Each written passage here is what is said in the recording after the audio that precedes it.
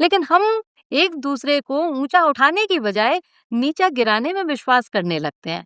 इसीलिए कई बार ज़्यादातर लोग देखने में आता है और सुनने में आता है कि हमारे ऑफ़िस में तो बहुत राजनीति चल रही है। हुँ, ऐसा कह देते हैं ना लोग बाग आम तौर पर कि हमारे ऑफ़िस में तो बहुत पॉलिटिक्स चलती है। सही है। तो क्यों? क्योंकि हम वहाँ पर कहने को तो मित्र होते हैं, साथी होते हैं, सहयोगी होते हैं, लेकिन हमारा आज की दुनिया में तो लोग अक्सर कन्वीनियंस बेस्ड रिलेशनशिप्स रखते हैं। काम हो तो जी, दोस्ती, नहीं तो गायब। और लेकिन पंचतंत्र की सीख याद दिलाते हैं कि रिश्ते किसी ट्रांज़ैक्शन पर नहीं, बल्कि इंटेंशन पर टिके होते हैं। और जितनी प्योर इंटेंशंस होगी, उतनी ही स्ट्रॉन्ग बॉन्ड बनेगा। मगर आजकल हम पूरा ट्रांज़ैक्शनल रिलेशनशिप्स देख रहे हैं। वो तो ट्रांज़ैक्शनल रिलेशनशिप फ्रेंडशिप में हो रहा है और मैरिज लाइफ में भी ट्रांज़ैक्शनल बन गया। क्योंकि आप कितना कमा रहे हो, मैं कितना कमा रहा हूँ, हमारा लाइफ क्या होगा, 5 साल के बाद क्या होगा, 10 साल के बाद क्या होगा? अगर इसके बीच में कोई मिसअंडरस्टैंड हुआ तो रिलेशनशिप कट फॉरएवर। कि हम इन कहानियों पर जब डिस्कस करते हैं तो जब हम आज के परिप्रेक्ष्य में आ जाते हैं और हम सोचते भी हैं उन कहानियों पर कि वास्तव में क्या आज हम भी तो उसी कटघरे में नहीं खड़े हुए हैं? कि कहीं हमारे मित्रता जैसे शब्द पे कहीं प्रश्न चिन्ह तो नहीं लग गया है? क्या हमने उस शब्द की मर्यादा को खो तो नहीं दिया है? हुँ। तो हमें दोबारा लौट कर आना पड़ेगा।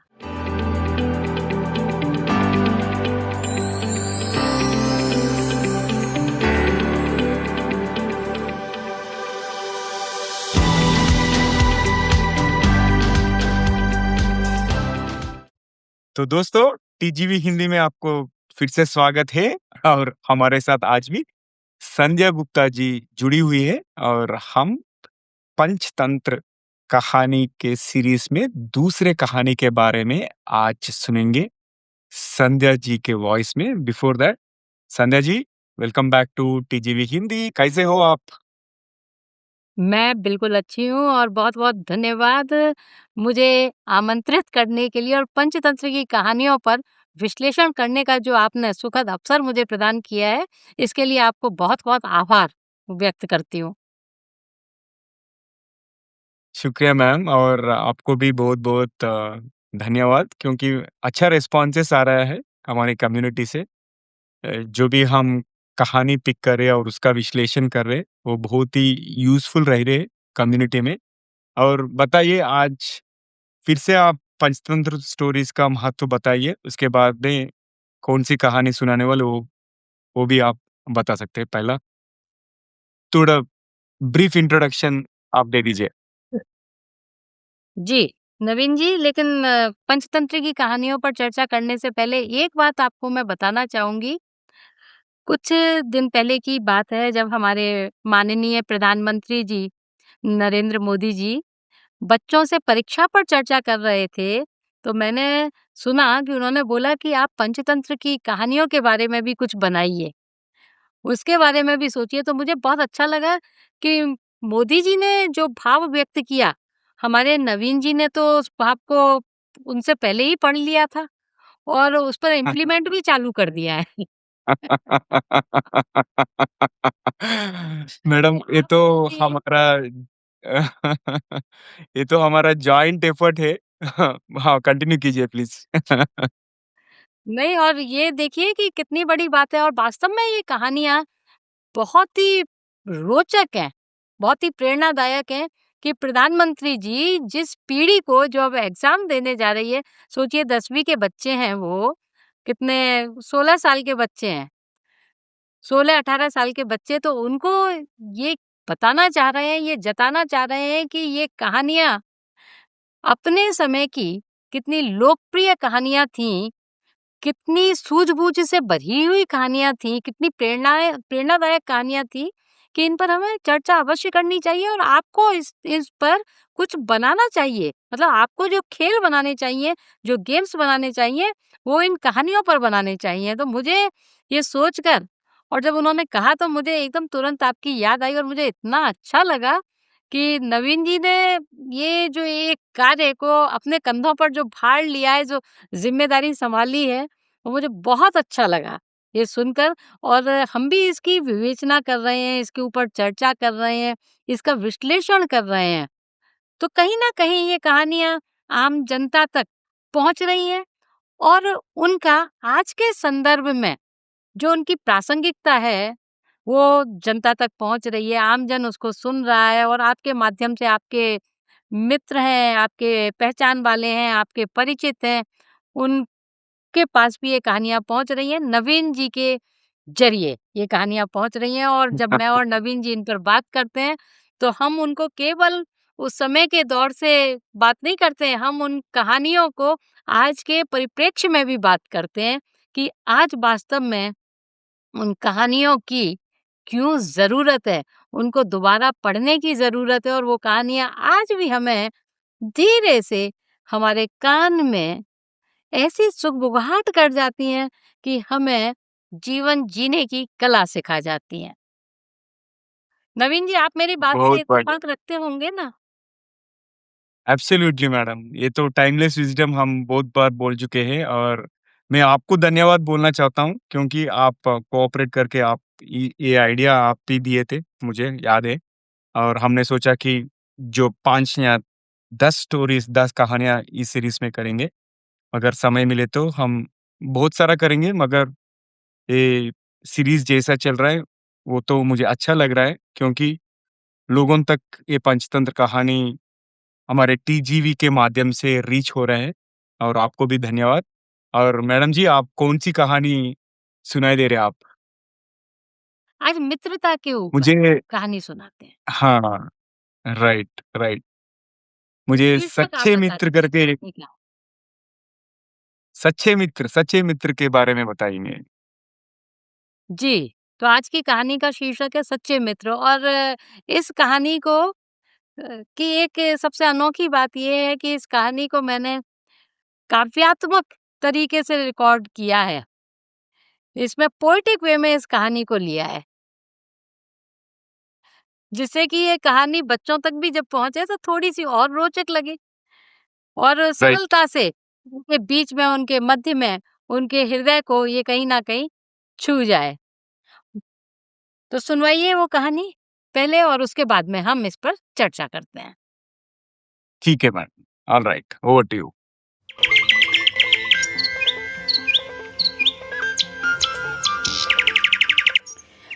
पंचतंत्र की कहानी सच्चे मित्र आज एक अनोखे और अलग अंदाज में।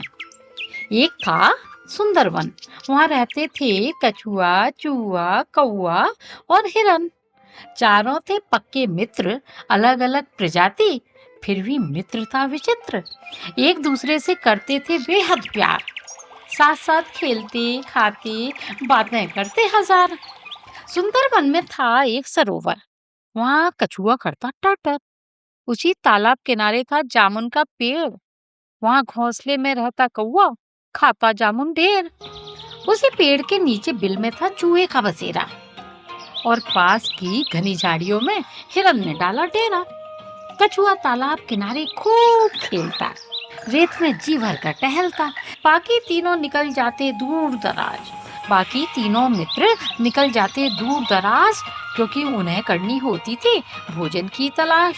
सूर्यास्त होने पर लौट आते और ठिठोली कर शोर मचाते। इस तरह चारों का मजे से बीत रहा था जीवन। सुंदरवन में रम गया था मित्रों का मन। लेकिन वक्त कहाँ कभी एक साथ ठहरा। खुशियों पर डाल दिया दुख ने अपना पहरा। एक बार शाम को वापस लौट आए चूहा और कौआ। नहीं लौटा हिरन, ना जाने क्या हुआ। तीनों मित्र हो गए चिंतित और उदास। आशंका और अनहोनी के लगाए अनेक कयास। हिरन तो रोज तुमसे पहले था आता, आज क्या बात हो गई यह सोच मेरा जी घबराता। रूंधे गले से कछुआ बोला, फिर चूहे ने भी अपना भय खोला। मुझे लगता है मेरा मित्र हिरन किसी मुश्किल में है। चिंता का स्वर मेरे दिल में है। कौआ बोला, जरूर कोई बात है गंभीर। मेरा मन हो रहा है बहुत अधीर। अंधेरा छटते ही उधर उड़कर जाऊंगा, पोपटते ही मित्र की खबर लाऊंगा। अब हम क्या करें? कब तक हाथ पर हाथ धरें? मुझसे नहीं होगी सुबह तक प्रतीक्षा। मित्र जल्दी से मिल जाए, बस यही है मेरी इच्छा। मैं बहुत धीरे चलता हूँ, इसलिए रात में ही ढूंढने निकलता हूँ। मैं भी आपके साथ चलूंगा भाई कछुआ, तुम सुबह आना मित्र कौआ। हाय, कैसे बीतेगी रैन? सोच सोच कौआ था बेचैन। परेशान कौआ सुबह होते ही निकल पड़ा। चारों ओर देख रहा था, आंखें गड़ा। कौए ने रास्ते में कछुए और चूहे को देखा। काऊ काऊ कर ऊंचे स्वर में चहका। मित्र हिरन को देने के लिए सूचना उसने शुरू किया पुकारना और पूछना, हिरन, मित्र हिरन, तुम कहाँ हो? आवाज दो दोस्त। हिरन, मित्र हिरन, कहाँ हो भैया? आवाज दो। इतने में ही उसे सुनाई दिया रोने का स्वर।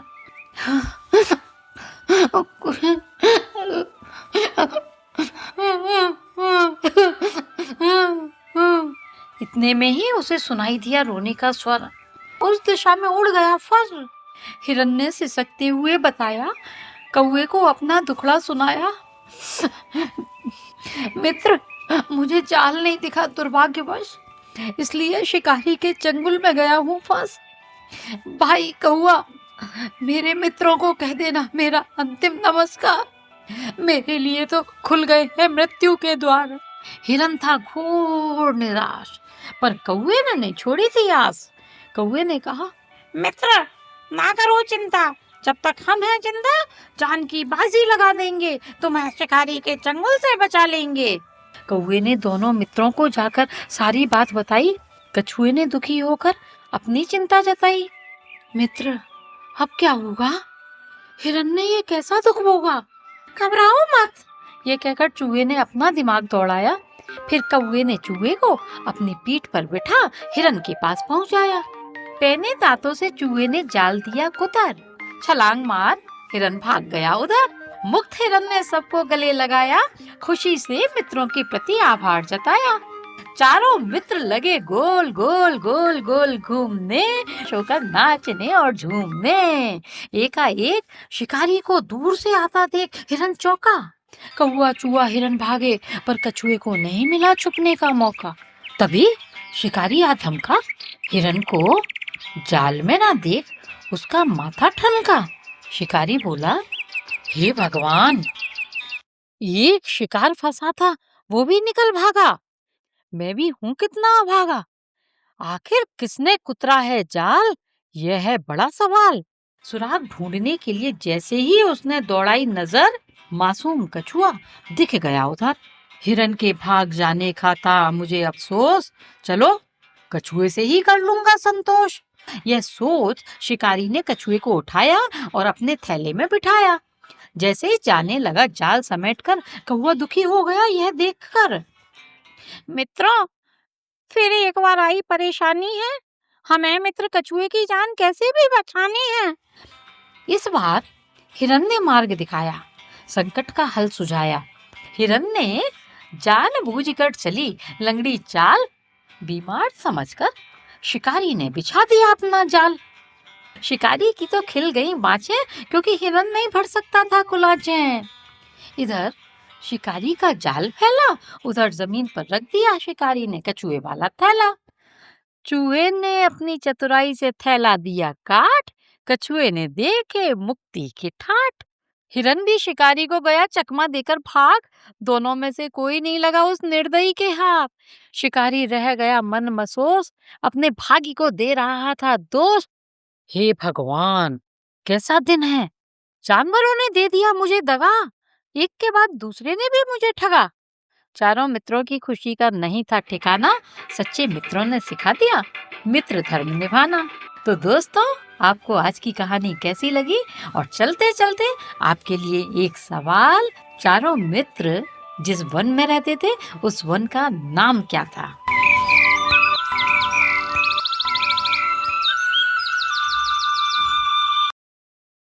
और मैडम, बहुत बहुत ही सुंदर बताई आपने। Like it is amazing. आप जो वॉइस मॉड्यूलेशन यूज किए, ये सब बच्चों ने, हर जनरेशन व्यक्तियों को ये अच्छा लगता है। Thank you so much. और ये कहानी में मोस्ट इम्पोर्टेंट टेक अवे क्या है?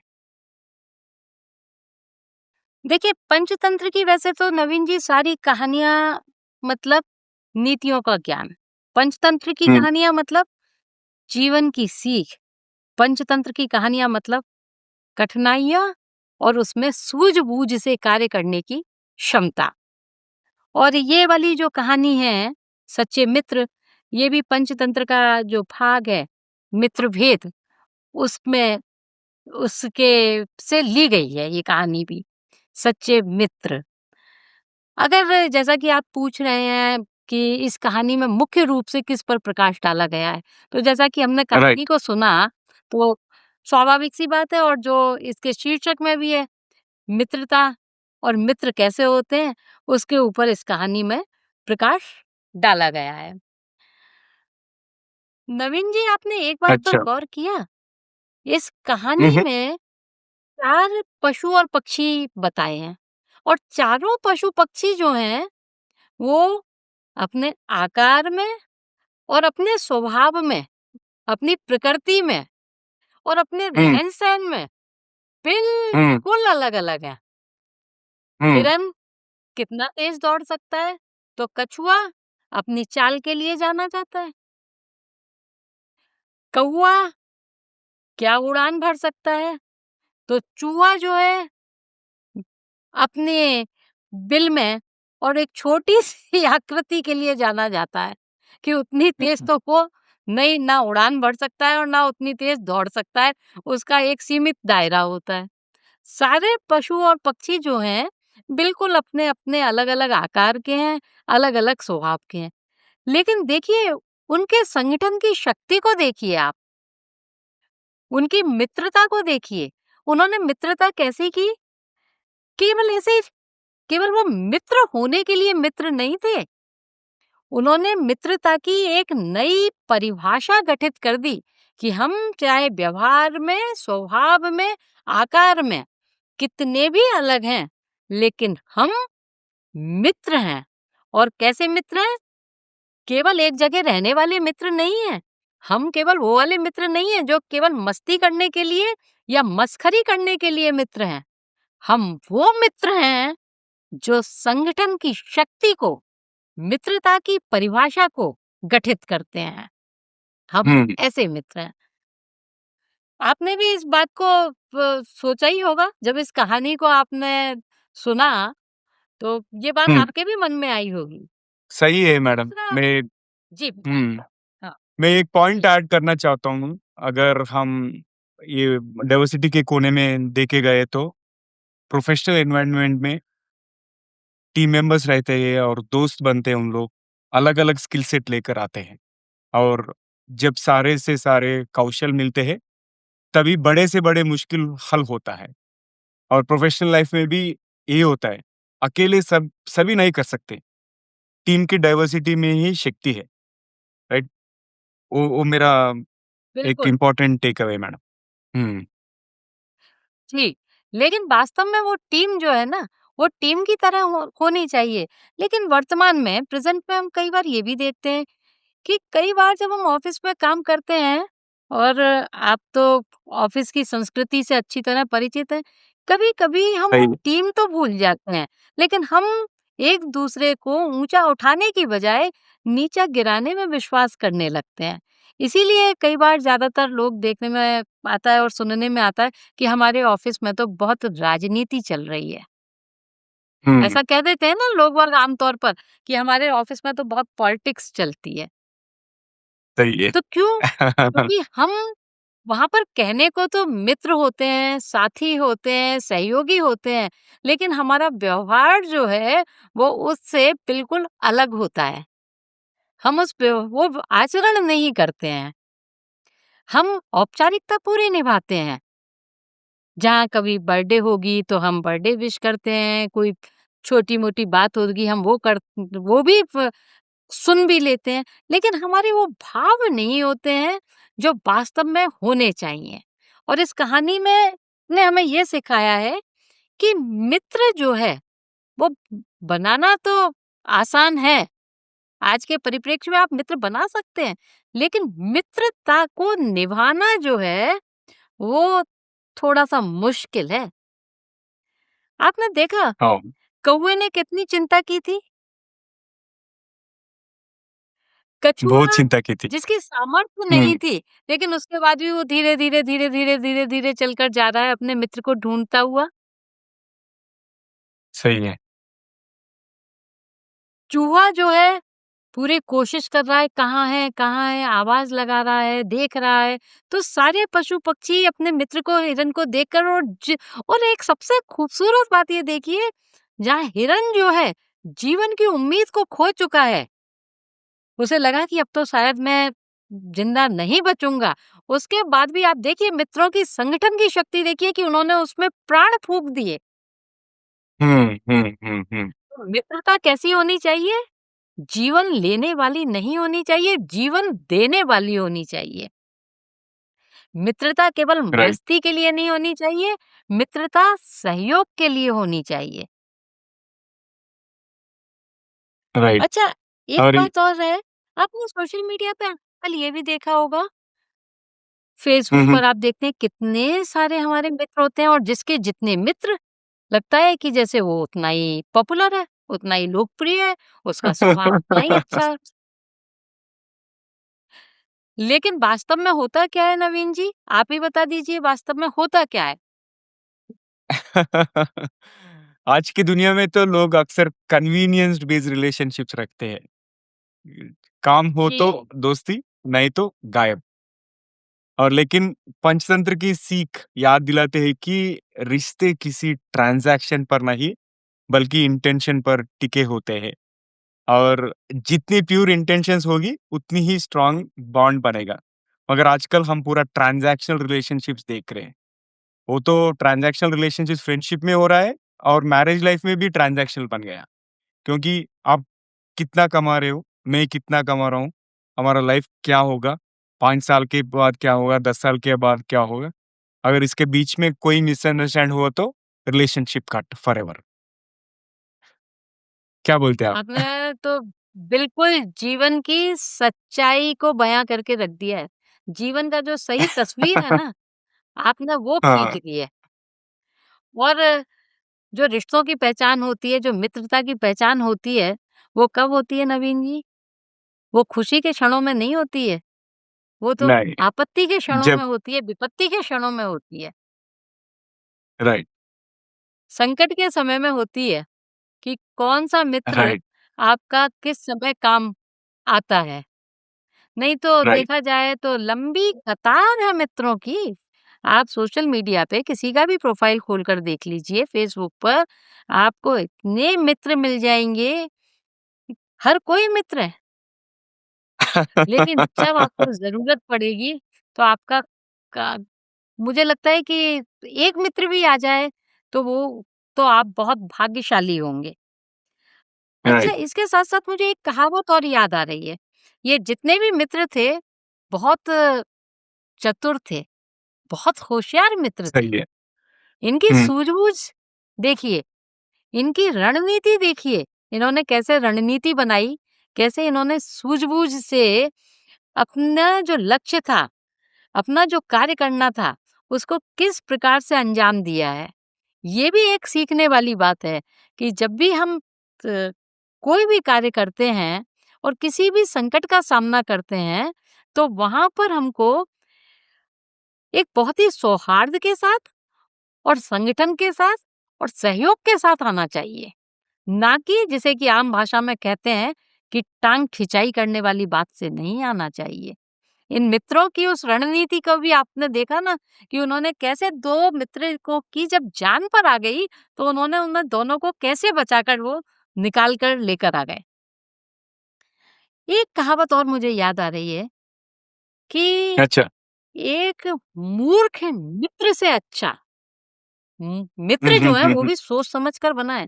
मूर्ख मित्र से अच्छा हुँ। जो है वो होशियार शत्रु होता है। क्योंकि मूर्ख मित्र जो है वो आपके जीवन के लिए आपका दुर्भाग्य बन जाएगा। लेकिन होशियार शत्रु होगा तो वो भी कहीं न कहीं आपका सौभाग्य बनकर आ जाएगा। तो जब मित्रता आप करें, तो ये जानकर करें, ये समझकर करें, ये सोचकर करें कि मित्र हमारा कैसा है। मित्रता जो है, वो स्वार्थ पर निर्भर नहीं करती है। मित्रता जो है, वो संवेदनशीलता पर निर्भर करती है, वो सहयोग पर निर्भर करती है। तो अगर हमें मित्रता की परिभाषा गढ़नी है, मित्र कैसे होने चाहिए, तो वास्तव में हमें जो सीखना चाहिए पंचतंत्र की, इस कहानी से सीखना चाहिए कि सच्चे मित्र, और मैं इसमें एक शब्द और जोड़ना चाहूँगा, अच्छे मित्र। ये वाओ! मित्र जो और थे, वो सच्चे भी थे हुँ, और वो मित्र जो थे, वो अच्छे भी थे और उन्होंने अच्छे भी। आज की पीढ़ी को ये सिखला दिया कि वास्तव में मित्र कितने संवेदनशील होते हैं। मित्रता कितना पवित्र शब्द है, जो स्वार्थ पर नहीं टिका होता, जो परमार्थ पर, जो सहयोग पर, जो खुशियों पर, सकारात्मकता पर और जीवन पर टिका हुआ शब्द है ये। तो इस शब्द की गरिमा को, इस शब्द की मर्यादा को बनाए रखने के लिए हमको वास्तव में हिरन, कछुआ, कौआ, चूहे, इन छोटे-छोटे, प्यारे-प्यारे प्राणियों से मित्रता का पाठ सीख लेना चाहिए, सबक समझ लेना चाहिए। मुझे इस कहानी से यही समझ आता है। इसके अलावा आज के परिप्रेक्ष्य में आपको जो समझ में आता है, वो आप भी बताइए। मैं 2-3 पॉइंट बताना चाहता हूँ मैडम। पहला बात है कि किसी के अच्छे समय में साथ खड़े होना बहुत ही ईज़ी है, बहुत ही सिंपल है, आसान है। पर बुरा वक़्त सच्ची पहचान करवाता है। जब कोई प्रॉब्लम्स में है, तो कितने लोग उनको आगे आके हेल्प कर रहे हैं, राइट दैट मैटर्स। आपने बताया कि आजकल लोगों को हज़ारों फॉलोअर्स है लिंक्डइन पे, हज़ारों फ्रेंड्स है फेसबुक पे, मगर एक बुरा टाइम पे कितने लोग आके उनको हेल्प कर सकते हैं, right? That is one thing. और दूसरा ये कहानी में और एक मेजर की टेकअवे है कि ये ओवरथिंकिंग जो है उससे बहुत नुकसान होता है, मगर टाइमली एक्शन से समाधान मिलता है।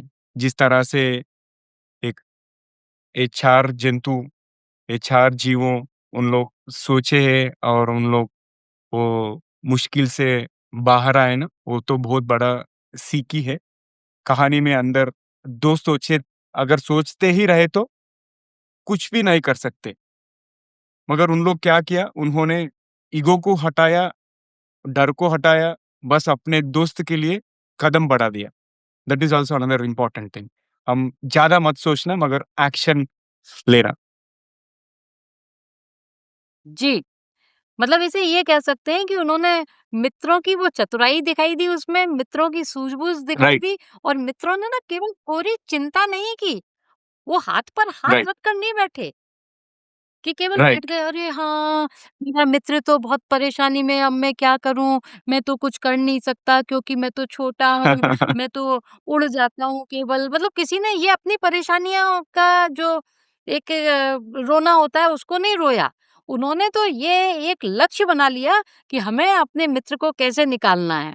तो मित्रता जो है उन्होंने ये दिखा दिया कि मित्रता जो है वो विश्वास से जुड़ी हुई होती है। मित्रता स्वार्थ से जुड़ी हुई नहीं होती है, विश्वास से जुड़ी हुई होती है। तो इन छोटे-छोटे पशु-पक्षियों ने वास्तव में मित्रता की जितनी सुंदर परिभाषा ये गढ़ सकते थे, इन्होंने वो परिभाषा गठित की है और हमें भी अपने बच्चों को, अपनी युवा पीढ़ी को यही संदेश देना चाहिए इस कहानी के माध्यम से, मित्र बनाएँ, सोच समझ कर बनाएँ।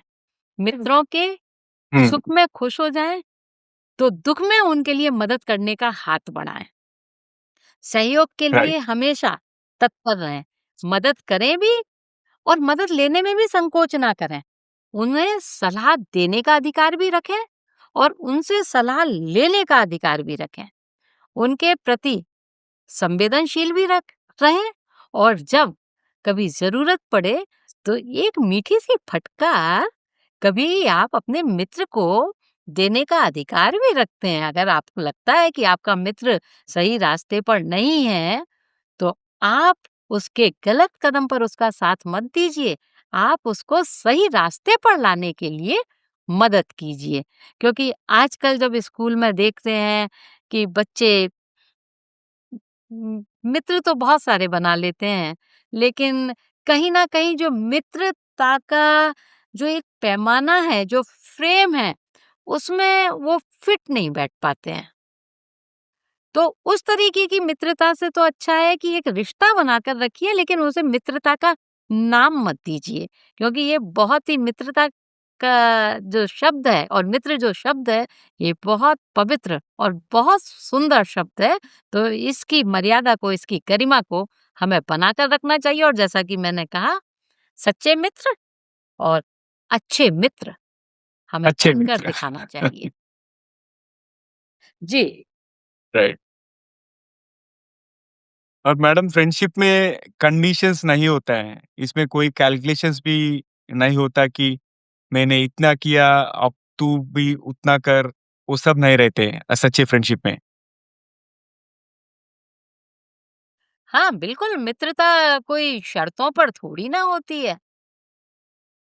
जी, और ना जिसे कहते हैं ना कॉन्ट्रैक्ट, जैसा आपने कहा कि विवाह भी आजकल कॉन्ट्रैक्ट पर होने लगे हैं। ना मित्रता कॉन्ट्रैक्ट पर होती है हाँ, हाँ, कि आपने इतना दिया तो मैं आपको इतना दूँगा। ना तो ये शर्त है, ना ये संविदा है। ये तो है तो संवेदनशीलता है। ये तो वो रिश्ते हैं जिनमें आपको एक-दूसरे का आपको सम्मान करना पड़ेगा। एक-दूसरे के प्रति आपको संवेदनशील होना पड़ेगा। एक-दूसरे की वेदनाओं को आपको समझना पड़ेगा। तब आप एक अच्छे मित्र कहलाएँगे। अमेज़िंग। और हम बहुत अच्छा लगा मुझे तो कि हम इन कहानियों पर जब डिस्कस करते हैं, तो जब हम आज के परिप्रेक्ष्य में आ जाते हैं और हम सोचते भी हैं उन कहानियों पर कि वास्तव में क्या आज हम भी तो उसी कटघरे में नहीं खड़े हुए हैं? कि कहीं हमारे मित्रता जैसे शब्द पे कहीं प्रश्न चिन्ह तो नहीं लग गया है? क्या हमने उस शब्द की मर्यादा को खो तो नहीं दिया है? हुँ, तो हमें दोबारा लौट कर आना पड़ेगा। उन पंचतंत्र की उन कहानियों पर, पंचतंत्र के उन चरित्रों राइट। पर, जो पशु-पक्षियों से हमने लिए हैं और उनसे हम सीख रहे हैं।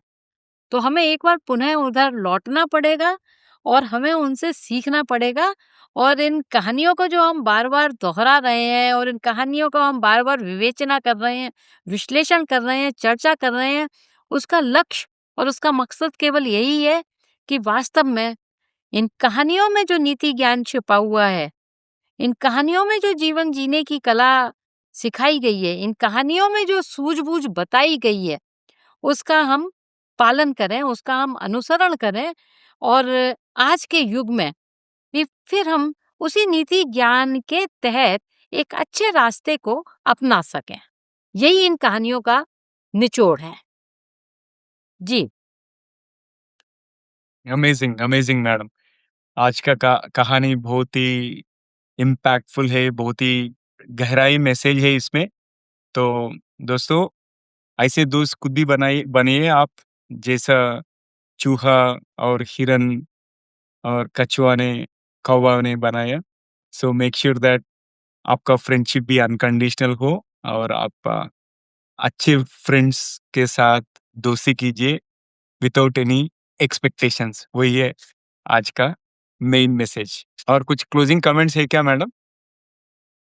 बिल्कुल, जो आपने दे दिया और मैं उसी में 2 बातें जोड़ना चाहूँगी, ना उम्मीद रखिए, ना शर्त रखिए, ना स्वार्थ रखिए।